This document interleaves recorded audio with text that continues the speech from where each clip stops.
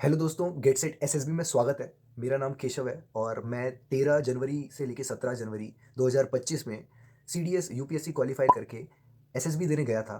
85 बच्चे आए थे और 45 स्क्रीन इन हो गए डे वन पे। बहुत बड़ा नंबर है।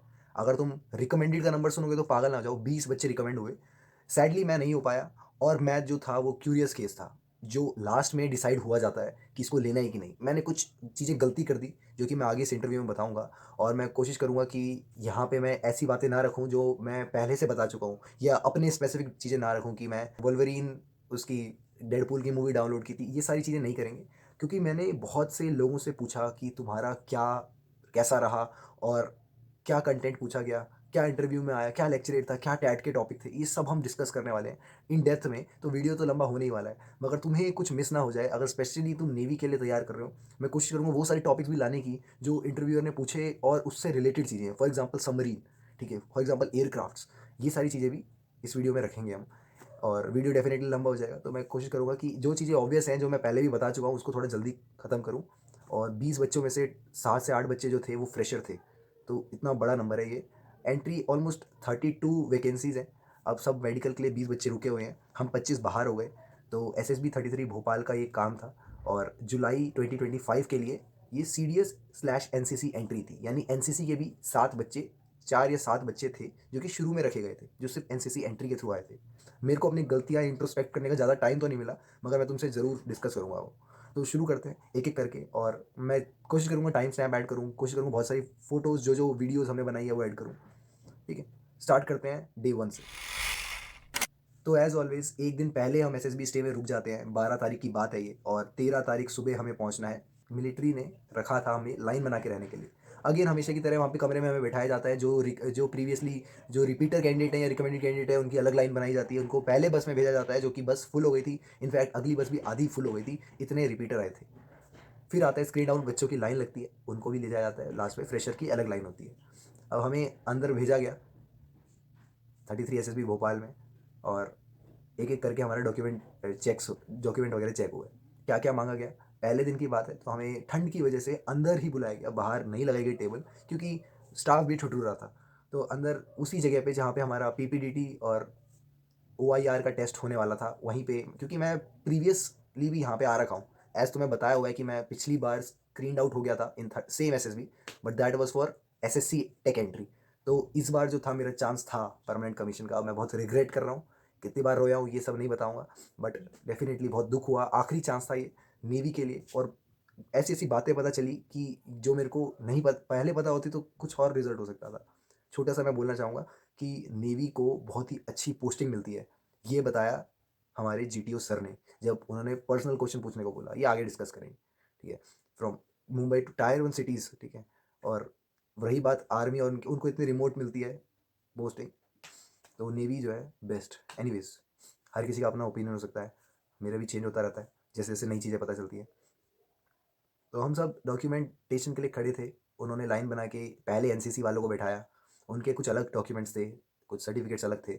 हमारा सीडीएस में एडमिट कार्ड था, जो कि हमने सीडीएस टू जो दिया था सितंबर 2024 में, वो लेके आना था। साथ में एक appendix, I don't know which one, but कुछ अंडरटेकिंग या ऐसा कुछ अपेंडिक्स था, वो भी रखना था। जो भी हमें मिलता है, किस में मेल आता है, मेल में बहुत सारे अपेंडिक्स होते हैं। जो इंपॉर्टेंट अपेंडिक्स अंडरटेकिंग होती है या नो रिस्क वाले होते हैं, उन सबको पहले से ही भर के रखना। और रोल नंबर उसमें लिखा जाता है ना, बैच नंबर वो बता देंगे। रोल नंबर में तुम्हें कोशिश करनी है कि, मैंने तुम्हें शायद पहले ही बताया कि सीडीएस लास्ट में भी सीडीएस ऐसे वाला नंबर होता है, जो कि एप्लीकेशन के टाइम पे, ये वो वाला रोल नंबर नहीं है जो उस समय यूपीएससी का सीडीएस देते समय भरा था। वो तो सिर्फ डिजिट्स हैं, उन डिजिट्स की बात नहीं हो रही। ये पर्टिकुलरली एसएसबी की बात हो रही है। और ध्यान रखना, ये ऑटोमेटिकली जो बनता है एप्लीकेशन फॉर्म, जिसमें मोस्टली चीज़ें खाली होती है ना, तुम्हारे ग्रेड दिखाए जाते हैं, उसको भी डाउनलोड करना है। ठीक है, कॉल अप लेटर डाउनलोड कर दिया, अच्छी बात है, मगर इस एप्लीकेशन फॉर्म को भी डाउनलोड करना है, जिसमें भले ही तुम्हारी डिटेल कैसी भी हो, मगर डाउनलोड करना है। खाली भी हो चलेगा, ठीक है। वो मतलब ऑटोमेटिकली भरा जाता है वो, तो इसलिए सही से भरा नहीं जाता, कुछ का एड्रेस ऊपर नीचे हो जाता है, जो भी होता है, तुम्हें बस उसका प्रिंट आउट लेकर चलना है। तो ये 3 चीज़ें थी। और कॉल अप लेटर हुआ क्या, शुरू में उन्होंने अंडरटेकिंग, कॉल अप लेटर और यूपीएससी का एडमिट कार्ड, ये 3 चीज़ें मांगी। मगर चौथी चीज़ बाद में ऐड करने के लिए बोली, that is the application form, जो कि बहुत बच्चे भूल गए थे। तो एप्लीकेशन फॉर्म अगेन, अगर तुम जाते हो, तुम्हें जॉइन इंडियन नेवी की वेबसाइट पे जाओगे, तो वहाँ कॉल अप लेटर का डाउनलोड का बटन होता है, उसी के टॉप राइट पे एप्लीकेशन फॉर्म डाउनलोड का भी बटन होता है, वो भी डाउनलोड करना है। तुम्हारा काम है सब कुछ डाउनलोड कर देना। वो जो तुम्हें ईमेल में अटैचमेंट आई है उसके सारे अपेंडिक्स डाउनलोड कर देना। तुम्हारी हेल्प नहीं होगी, किसी और की होगी। मैं लेके गया था, इनफैक्ट मैंने किसी की हेल्प भी कर दी। और वो तो आस-पास बहुत सारी फ़ोटोशॉप की दुकान होती है, उनका धंधा ये होता है कि बच्चे जो तंग हो रहे हैं उनको और तंग करना। तो ये पहली चीज़ चेक हुई। मैं एज़ प्रीवियसली मैंने बताया हुआ है कि मैं मेरा एकदम परफेक्ट रहता है। मैं बैठा वहाँ पे और सबका होने के बाद लाइन फिर से बनी और इस बार इस लाइन में चेस्ट नंबर्स दिए जा रहे थे। अब यहाँ ज़्यादा सोचना नहीं है, यहाँ सोच सकते हो तुम अगर चाहो तो, क्योंकि ये चेस्ट नंबर तुम्हें रैंडमली दिए जा रहे हैं। और अगर तुम ऐसा थोड़ा क्लेवर खेलना चाहते हो कि जिन लोगों से तुम बातचीत कर रहे हो ना उसी वही तुम्हारे आस-पास के चेस्ट नंबर होने वाले हैं। Very much possibility. मैंने ऐसा कोई माइंड गेम नहीं खेला, मैं बस सिंपली रहा आस-पास लोगों के। और चेस्ट नंबर मिलने के बाद वो कंप्यूटर में एंट्री करते हैं जो भी तुम्हारा चेस्ट नंबर है। क्या बताना होता है, चेस्ट नंबर पहन लिया तुमने, उसको लिख दिया अपने फॉर्म पे, जो भरना रह गया था वो लिख दिया। उसके बाद कंप्यूटर वाले पे एक कंप्यूटर पे एक आदमी बैठा होता है, वो तुमसे नाम पूछता है, डेट ऑफ बर्थ पूछता है और बीटेक कर रखी है सीएससी, जो इसमें भी करी है, मैकेनिकल सिविल जो भी बोलो। और फिर वो फॉर्म वो भर देता है कि चलो इसका चेस्ट नंबर 32 है, 23 है, 65 जो भी है। इस ये सब होने के बाद हमें भेज दिया गया खाने के लिए। एज़ यूजुअल कॉर्नफ्लेक्स वगैरह थे। मैंने एक दो फ़ोटो, एक वीडियो भी बनाई थी खाने की। वो शायद दिन का खाना था, मगर सुबह का वही रहता है, कॉर्नफ्लेक्स रहता है। और अ, अपना एग होता है, कभी कभी स्क्रैम्बल्ड एग हो सकते हैं। मैटर कर मतलब डिपेंड करता है डे पे। कभी पूरी आलू की सब्जी मिलती है जो कि खाई नहीं जाती बच्चों से, चाय मिलेगी हमेशा। वापस आते हैं। अब बच्चों को बिठाया जाता है चेस्ट नंबर वाइज और होता है OIR। 2 OIR होते हैं, दोनों 2 डिजिट वाले होते हैं। ठीक है, 47 करके एक था दूसरा वाला, और एक था हमारा 56 समथिंग लाइक दैट। ठीक है, 50 मतलब जो मैंने नहीं देखा था 50 की रेंज में ही था। 50 की रेंज में मैंने 2-3 देख रखे हैं, मगर ये वाला मैंने नहीं देखा था। तो इसमें 50 क्वेश्चन थे, टाइम मिला था 30 मिनट्स, जो भी मिनट्स का बोला था।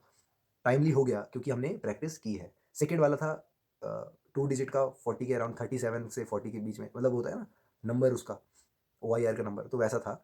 और बहुत सा ये चीज़ें इसलिए बता रहा हूँ क्योंकि बहुत लोगों के पास वो वाली PDF है जिसमें OIR लीक हो रखी है। तो ठीक है, वो अच्छी बात है। तुम अगर है तुम्हारे पास, नहीं है तो कोई बात नहीं भाई, डरने की बात नहीं है। अपने विश्वास रखो, वो सारे जो हम प्रैक्टिस कर रहे हैं उनको फॉलो करो बस, इससे मैटर नहीं करता। तो मैंने उस सेकंड वाले में 40 ही क्वेश्चन थे, टाइम कम मिला था। डाइस वाले बहुत क्वेश्चन थे।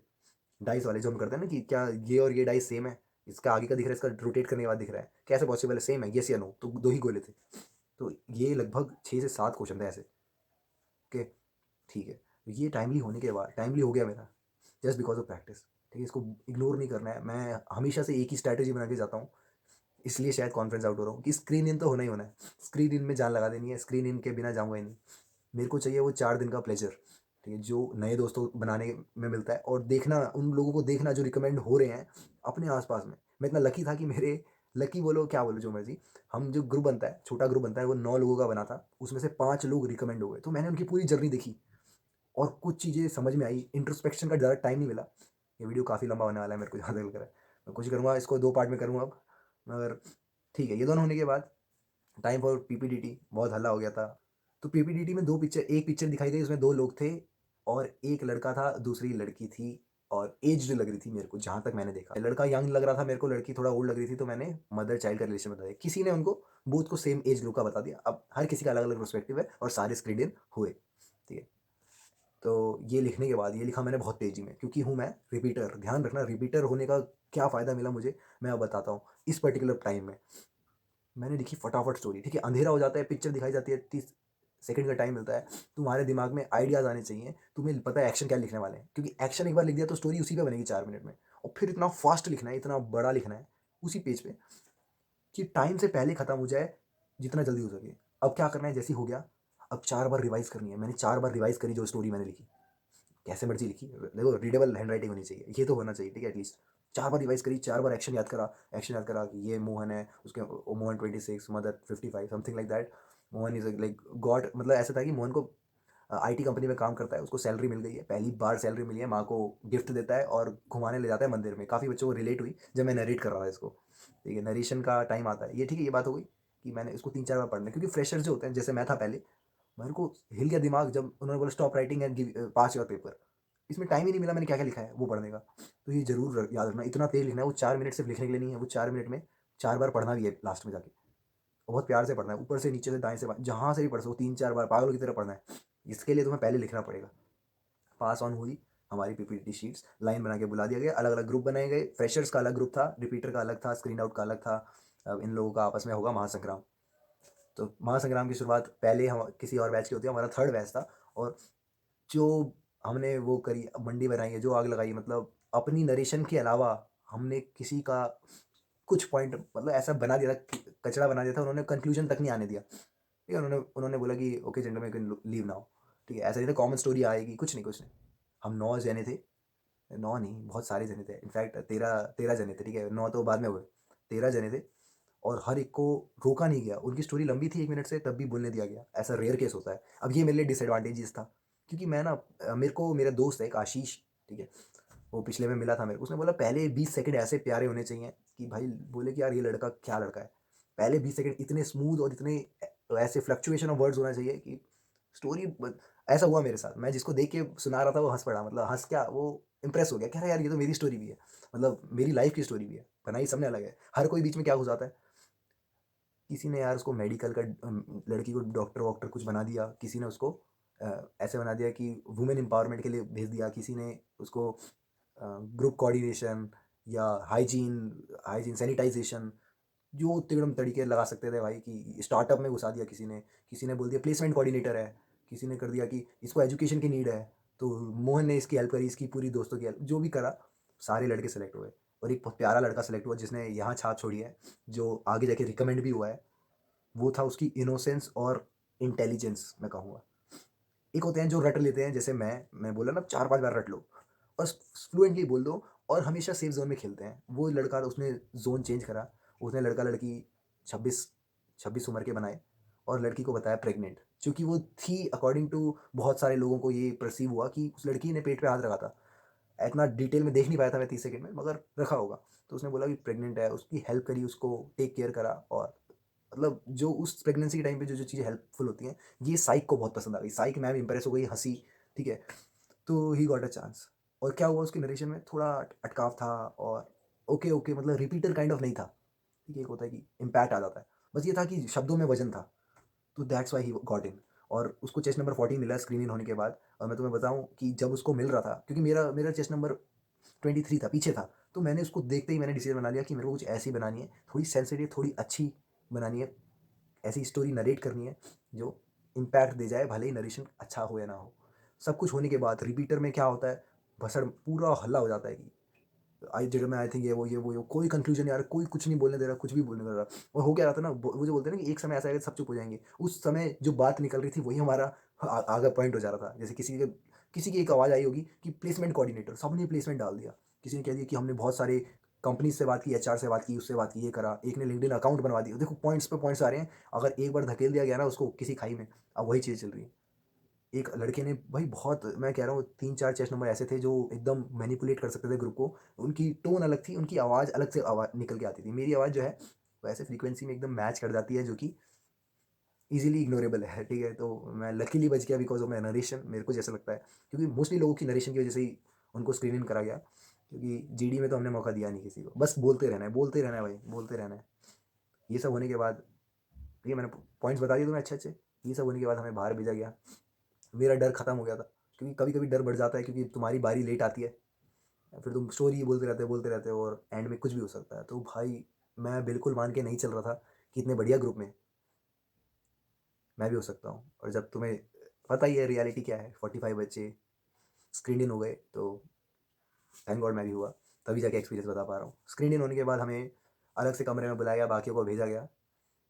कुछ दोस्त बने थे मेरे, कुछ से बात हुई, कुछ को मैंने टिप्स भी दी एज अ रिपीटर। ठीक है, वो भी इंस्पायर हुए, क्योंकि क्या होता है, रिजल्ट आने में थोड़ा टाइम लगता है, बच्चे बोलते हैं कब आएगा कब आएगा, अलग अलग थ्योरी निकालते हैं बच्चे।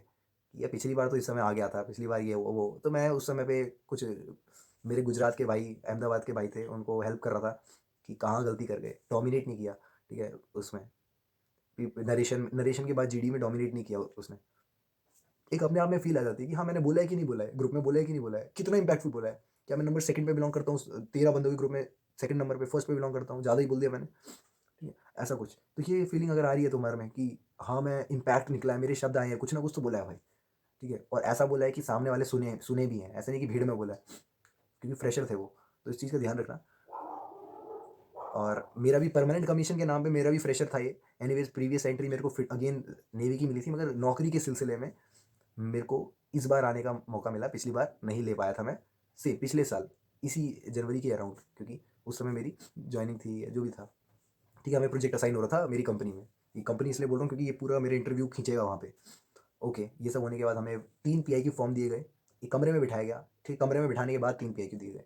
बहुत लेट हो गया था रिजल्ट आने में, हम खाना नहीं खा पाए थे। मैं बताऊँगा क्या खाना था, खाने की वीडियो चलेगी, उसकी चिंता मत करो। और मेरी थी टिकट। ठीक है, ये चीज़ मैंने सीखी अपने बैंगलोर में जाके कि कुछ बच्चे जो हैं वो ऑलरेडी टिकट ले ले लेते हैं, और फिर अगर बन जाता है, क्योंकि वेटिंग में नहीं आना चाहते, लेकिन कंफर्म टिकट ले लेते हैं अगर बाहर होते हैं, क्योंकि ये बहुत ही रैंडम चलता है। वो सारे ही बेस्ट है तो कितने ही बेस्ट को लेंगे वो, है ना। तो रैंडम चलता है ये। अब उन्होंने ले तो लिया किसी ना किसी को, लकीली मैं भी हो गया। अब मेरे को था टिकट बेचना, मैं थोड़ा थोड़ा टेंशन में, घर पे फ़ोन करना, बॉस को मेल करना कि सर मुझे 3-4 दिन की और छुट्टी चाहिए, ये सब। और मैं बता दूँ, इतनी प्रिपरेशन थी मेरी कि मैंने 2 मेल तैयार भी रखे थे। एक मेल कि सर मैं और छुट्टी नहीं ले रहा, दूसरा मेल कि सर मुझे 3 दिन की और छुट्टी चाहिए, 17 तक और छुट्टी चाहिए, और ये मेरी अपडेटेड हॉलीडे लिस्ट है। ये सब मैंने मेल तैयार रखे थे, तुरंत भेजा और खाना खाया, पूरा एकदम हेक्टिक हेक्टिक हो गया। उसके ये चीज़ ना हमें सर ने समझाया, उसके बाद ये कार्ड मिलता है। मैंने शायद तुम्हें पहले भी बताया कि एक कार्ड मिलता है जिसमें तुम्हें अपने फ़ोटो लगानी होती है, और कुछ डिटेल, बैच नंबर, वही रोल नंबर, बैच नंबर, कौन सी एंट्री है, ठीक है, परमानेंट कमीशन, ये सब। और 3 पीआईक्यू दिए गए सर ने। सर ने हमें बताया किसमें क्या क्या भरना है। पीआईक्यू भरने के लिए ध्यान रखना, कुछ बच्चे रिग्रेट कर रहे थे कि काश मैं एक पीआईक्यू घर से भी भर के ले आता, कि टाइमली मैं भर देता, कि हमारे यहाँ की कितनी पॉपुलेशन है, कितने लाख लोग रहते हैं, ठीक है, अपने हमारे एरिया में, या मेरी क्या हॉबीज़ हैं, मैं थोड़ा उस पर और इन डेप्थ कर पाता। और ये भी मेरे को थोड़ा बुरा लग रहा था, कि बुरा मतलब कि मैं औरों की हॉबी देख के मैं कह रहा, अरे ये तो मेरी भी हॉबी है। For example stand up comedy देखना, ठीक है, या फॉर एग्जाम्पल डायरी डायरी लिखना, ड्राइंग करना, पजल सॉल्व करना, सुडोको खेलना, जो भी है, ये तुम थोड़ा एनालाइज करो पहले से, ठीक है। और मैं बता देता हूँ क्या क्या फॉर्म भरे हैं मैंने, एक अलग से वीडियो बना रखी है, वो देख लेना। वो मैं वहीं पे बना पाया था क्योंकि फ़ोन्स वर अवेलेबल। ये हर बार नहीं होता, ये हम थोड़े लकी निकले, या जो भी केस है, थोड़ा लीनियंट थे वो इस मामले में। हमें बहुत देर तक फ़ोन दिया गया, जस्ट बिकॉज कि कुछ का नाम गलत था, कोई आंध्रा से था, कोई नाडु से था, तो नाम में थोड़ा चक्कर रहता था। एफिडेविट बनाने के लिए, हेल्प के लिए उनको फ़ोन दिया गया कि वो वेट कैंटीन में जाके एफिडेविट बना ले, या कोई भी प्रिंट आउट रह रहा है वो निकाल ले। कितने तरह के प्रिंट आउट, क्या अरेंजमेंट था, सब कुछ मैंने बता रखा है इस वीडियो में, एक बार ये पार्ट देख लो। सो भाई डे 1 चल रहा है और मैंने अभी तक स्क्रीन इन हो गया हूँ। बहुत बढ़िया स्क्रीन इन हुए बंदे, मतलब हाफ बंदे स्क्रीन इन हो गए हैं, तो I am one of them. यही मेरे को खुशी की बात है, बाकी तो कितने भी होते रहे, ठीक है, इस बार निकालना है। इतनी तैयारी है नहीं भाई, और लेक्चर रेट तो तुम्हें पता ही है, इस चैनल पे आते रहते हैं। ये पीआईक्यू फॉर्म मिला है, और ये चीज़ें हैं, ध्यान रखना। ऑफर लेटर अगर तुम किसी कंपनी में हो तो वो भी लेना है, साथ में एड्रेस प्रूफ के लिए पासपोर्ट हो गया, आधार चलेगा, साथ में अगर पैन कार्ड है पैन कार्ड भी रखना है। कितने एसएसबी का अटैम्प्ट है उसका भी अलग से पेज है, डुप्लीकेट अपेंडिक्स है, डिग्री सारी सेमेस्टर की, और 2 फोटोग्राफ चाहिए, चेस्ट नंबर और लेटेस्ट नाम, ठीक है।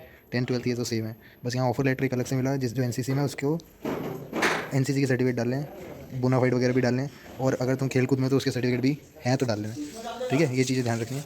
बाकी तो पीआईक्यू फॉर्म है, ये साथ में एक अलग से दिया गया है, कार्ड दिया है, वो तुम्हें फिल करना बता देंगे।